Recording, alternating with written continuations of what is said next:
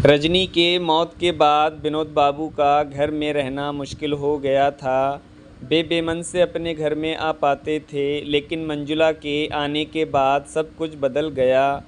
साधारण कदकाठी के विनोद बाबू पहले जैसे तैसे रहते थे, लेकिन दूसरी शादी के बाद वे सलीके से कपड़े वगैरह पहनने लगे थे। वे चेहरे की बेतरतीब बढ़ी हुई दाढ़ी मूछ को क्लीन शेव में बदल चुके थे। उनकी आंखों पर खूबसूरत फ्रेम का चश्मा भी चढ़ गया था। इतना ही नहीं, सिर के खिचड़ी बालों को भी वे समय समय पर डाई करवाना नहीं भूलते थे। वैसे तो विनोद बाबू की उम्र 48 के करीब पहुंच गई थी, लेकिन जब से उनकी मंजुला से दूसरी शादी हुई थी, तब से वे सज संवर कर रहने लगे थे। इसका सुखद नतीजा ये हुआ कि वे अब 38 साल के आसपास दिखने लगे थे। इसी साल नवरात्र के बाद अक्टूबर के दूसरे हफ्ते में विनोद बाबू मंजुला से कोर्ट मैरिज कर चुके थे। तब से उनकी ज़िंदगी में अलग ही बदलाव दिखने लगा था। पहले वे छुट्टी के बाद भी किसी बहाने देर तक अपने स्कूल में जमे रहने की कोशिश करते थे, लेकिन अब ऐसा नहीं था। अभी शाम के 4:30 बज रहे थे। विनोद बाबू अपनी बाइक खड़ी करके घर में कदम रख चुके थे। वे फ्रेश होने के बाद खुद को तरोताज़ा महसूस करने लगे थे। मंजुला घर की छोटी मोटी चीज़ों को सहेजने में लगी हुई थी। बेटा बेटी ट्यूशन पढ़ने गए हुए थे। मंजुला को अकेली देखकर विनोद बाबू ने उन्हें पकड़कर अपनी गोद में बिठाने की कोशिश की। मंजुला बनावटी गुस्सा जाहिर करते हुए बोली, मम्मी जी अपने कमरे में ही हैं, आपकी आवाज़ सुनकर इधर आ जाएंगी। मैं अपनी माँ को बहुत अच्छी तरह से जानता हूँ। हम दोनों के रहते वे इस कमरे में कभी नहीं आएंगी। इतना कहकर वे मंजुला को अपनी बाहों में भरकर प्यार करने लगे। तभी सासू माँ ने बहू को आवाज़ लगाई। मंजुला खुद को छुड़ाते हुए अपनी सासू माँ के कमरे की तरफ चली गई। सासू माँ ने मंजुला से कहा, बहू चाय बना दो। मंजुला ने हाँ कह दी। वैसे उन्हें पता है कि सास को शाम के समय अपने पड़ोसियों के घर आने जाने की पुरानी आदत है। जब तक वे 2-4 लोगों से जी भर कर बातें नहीं कर लेती हैं, उनका मन ही नहीं लगता है। मंजुला नीले रंग की साड़ी में काफ़ी खूबसूरत लग रही थी। उसने अपने होठों पर हल्के गुलाबी रंग की लिपस्टिक लगा रखी थी। लंबे और खुले बाल उसकी खूबसूरती को बढ़ा रहे थे। सासू माँ के कमरे से लौटने के बाद मंजुला ने विनोद बाबू से कहा, आप स्कूल से थक कर आए हैं, थोड़ी देर आराम कर लीजिए, मैं आपके लिए भी चाय बनाकर ला रही हूँ। मंजुला ने कुछ दिन में ही घर की रंगत ही बदल डाली थी। विनोद बाबू की पहली बीवी रजनी कैंसर के चलते गुजर गई थी। तकरीबन 6 महीने तक कैंसर अस्पताल में भाग दौड़ कर अपनी बीवी की वे समय समय पर कीमोथेरेपी कराते रहे थे। वे इधर उधर से पैसे जुटाकर पानी की तरह बहा चुके थे, लेकिन आखिरी बार हुई कीमोथेरेपी के बाद दस्त और उल्टी इतनी ज़्यादा बढ़ गई थीं कि वे उन्हें अकेला छोड़कर चली गईं। रजनी के मौत के बाद विनोद बाबू का घर में रहना मुश्किल हो गया था। वे बेमन से अपने घर में आ पाते थे। वो सिर्फ अपने 10 साल के बेटे और बूढ़ी माँ के लिए। पर सब्र बुरे से बुरे वक्त का सबसे बड़ा मरहम होता है। कई साल गुजर गए थे। पत्नी की मौत के बाद ऐसा लगा था कि विनोद बाबू दोबारा शादी नहीं करेंगे। जब पूरी दुनिया के साथ अपने देश में कोरोना वायरस की शुरुआत हुई, तो वो सबके लिए आफत लेकर आई थी। विनोद बाबू को कोरोना महामारी के दौरान अपने स्कूल में बने सेंटर में काम करना पड़ा था। वे दूसरे राज्यों से आए हुए लोगों की काफ़ी मुस्तैदी से सेवा में जुटे हुए थे, लेकिन उन्हें वहाँ ड्यूटी करना महंगा पड़ गया था। क्योंकि वे खुद भी कोविड-19 की चपेट में आ चुके थे। साथ ही टीचरों ने एम्बुलेंस बुलाकर विनोद बाबू को अस्पताल में भर्ती करवा दिया था। वे कई दिनों से अस्पताल के वार्ड में पड़े हुए थे। घर पर बेटा अर्नब था। उनका छोटा भाई अपने बीवी बच्चों के साथ अलग रह रहा था। विनोद बाबू अपनी मां और बेटे के साथ अलग रहते थे। विनोद बाबू से 2 दिन पहले इस वार्ड में मंजुला आई थी। सांवले रंग की मंजुला देखने में काफ़ी दुबली पतली लग रही थी, पर खूबसूरत बहुत थी। रह रहकर उनकी नज़रें मंजुला की ओर चली ही जा रही थीं।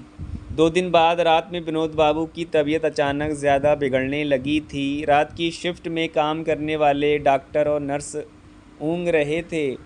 उन्हें भी महामारी के चलते ज़्यादा काम करना पड़ रहा था। ज़्यादातर मरीज़ सोए हुए थे। उस रात मंजुला की तबीयत ठीक थी, लेकिन उसे नींद नहीं आ रही थी। विनोद बाबू की हालत बिगड़ते देख उससे रहा नहीं गया और वो उनके पास आ गई। विनोद बाबू का ऑक्सीजन लेवल कम हो रहा था। छटपटाते देख उनके पास आकर बोली, आप पेट के बल लेटकर लंबी लंबी सांस भरने और छोड़ने की कोशिश कीजिए। मंजुला विनोद बाबू की पीठ सहलाने लगी थी। इससे उन्हें राहत महसूस होने लगी थी। कुछ देर में ही उनका ऑक्सीजन लेवल सामान्य होने लगा था। उन्होंने मंजुला का शुक्रिया अदा किया था। एक दिन मंजुला के बगल वाले बिस्तर की अधेड़ औरत मरीज़ मर गई। उसका बिस्तर पर अब खाली हो चुका था। वार्ड में दहशत का माहौल बन चुका था, इसलिए मंजुला को उस रात नींद नहीं आ रही थी। मंजुला को बेचैन देखकर विनोद बाबू से रहा नहीं गया था। आखिरकार उन्होंने मंजुला से पूछा, अगर तुम्हें कोई परेशानी हो रही है तो मेरे पास वाले खाली बिस्तर पर आ जाओ। नहीं, ऐसी कोई बात नहीं है। मंजुला ने ये कह तो दिया था, पर वो उस दिन काफ़ी डर गई थी। विनोद बाबू के बार बार कहने पर मंजुला उनके बगल वाले खाली बिस्तर पर आ गई थी। तुम्हारे घर में कौन कौन लोग हैं? मेरे घर में सास ससुर पति के अलावा 7 साल की एक बेटी है। बेटी तो तुम्हें बहुत याद करती होगी, पता नहीं याद करती होगी भी या नहीं। ये कहकर मंजुला उदास हो गई थी। परिवार वाले भी तुम्हें बहुत मिस कर रहे होंगे। ये सुनकर मंजुला थोड़ी देर चुप रही, फिर बोली, ऐसा कुछ नहीं है। मैं आज तक अपनी बेटी के बाद एक बेटे को जन्म नहीं दे पाई हूँ, इसलिए घर के लोग नाखुश हैं। वैसे मेरे शरीर के अंदर कुछ ऐसी परेशानी आ गई है कि डॉक्टर ने साफ कह दिया कि अब मैं दोबारा माँ नहीं बन पाऊँगी। मेरी बेटी अपनी दादी के पास रह रही है। वे सब तो चाहते हैं कि मैं मरूं तो मेरे पति को दूसरी शादी करने का मौका मिले, ताकि उनके घर में बेटे का जन्म हो सके। विनोद बाबू हैरानी से मंजुला के चेहरे की ओर देख रहे थे, इसलिए वे कुछ देर तक चुप रहे। फिर बोली, वैसे मैं भी अब उनको शादी करने की इजाज़त देना चाहती हूँ। विनोद बाबू को ये सब सुनकर झटका सा लगा था। बेटा या बेटी पैदा करना किसी के बस में नहीं होता है। फिर भी आज भी लोग किसी औरत से कैसे उम्मीद रखने लगते हैं कि उनके मन के मुताबिक बेटा या बेटी जन्मे। 21वीं सदी में भी लोगों की सोच नहीं बदल रही है, जबकि आज लड़कियां आसमान की ऊंचाइयों पर उड़ रही हैं। विनोद बाबू मंजुला को समझाने की कोशिश कर रहे थे। एक दूसरे के सुख दुख बांटते हुए अस्पताल में दिन बीत रहे थे। जब मंजुला पूरी तरह से ठीक हो गई और डॉक्टर ने डिस्चार्ज करने की इजाज़त दे दी, तब भी उनके घर से कोई नहीं आया था। मंजुला के पति अस्पताल में भर्ती कराने के बाद ये कहकर जा चुके थे, तुम मर भी जाओगी तो मैं तुम्हें यहाँ देखने नहीं आऊँगा। पति की यही नफ़रत भरी बातें मंजुला को घर जाने से रोक रही थीं। वैसे वो भी अपनी सास और पति के रोज़ रोज़ के तानों से तंग आ चुकी थी। इधर विनोद बाबू उन्हें घर तक छोड़ने के लिए तैयार थे, लेकिन मंजुला ने उनसे कहा, आप जाइए, मैं बाद में घर चली जाऊंगी। विनोद बाबू समझ गए तो उनसे रहा नहीं गया और बोले, चलो मेरे घर चलो, तुम मेरे घर में पूरी तरह से सुरक्षित रहोगी, तुम्हारी भावनाओं का पूरा ख्याल रखा जाएगा। मंजुला जानती थी कि विनोद बाबू के साथ वो वाकई महफूज रहेगी और फिर कुछ सोचते हुए उसने हाँ कह दी। अब मंजुला विनोद बाबू के घर में रहने लगी और इस बात का पता उसके पति और परिवार वालों को चला तो उनके तेवर और सुर बदल गए थे। उन्होंने विनोद बाबू पर मंजुला को बरगलाने का आरोप लगाया था, लेकिन मंजुला अपने फैसले पर अड़ी रही थी। विनोद बाबू के परिवार की मदद से मंजुला अपने पति से तलाक लेने के लिए कोर्ट में अर्जी दाखिल कर चुकी थी। तकरीबन 2.5 साल तक केस चलता रहा। जब भी वो अदालत में जाती थी, विनोद बाबू की माताजी उनके साथ रहती थीं। तकरीबन 2.5 साल की भागदौड़ और सामाजिक हिकारत सहने के बाद मंजुला अपने पति से तलाक ले पाई थी।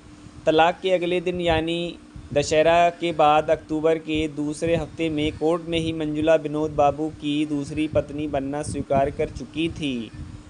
मंजुला को कोर्ट के आदेश के मुताबिक बेटी को भी अपने पास रखने की परमिशन मिल चुकी थी, क्योंकि बेटी भी अपनी मां के साथ ही रहना चाहती थी।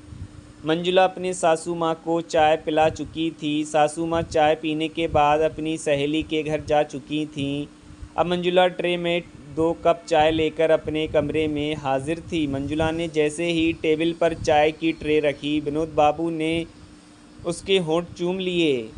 वो भी उनके गले लग गई थी। आखिर में उसने इशारा किया, जनाब चाय ठंडी हो जाएगी। वे दोनों बातें करते हुए चाय पीने लगे थे। मंजुला चाय ख़त्म कर विनोद बाबू के बगल में आकर लेट गई थी। तुम्हारे साथ बातें करने में ही मेरी सारी थकान मिट जाती है, विनोद बाबू मनुहार करते हुए बोले थे। मंजुला ने अपना सिर उनके सीने पर रख दिया। सालों बाद उन्हें ऐसी खुशी मिल रही थी।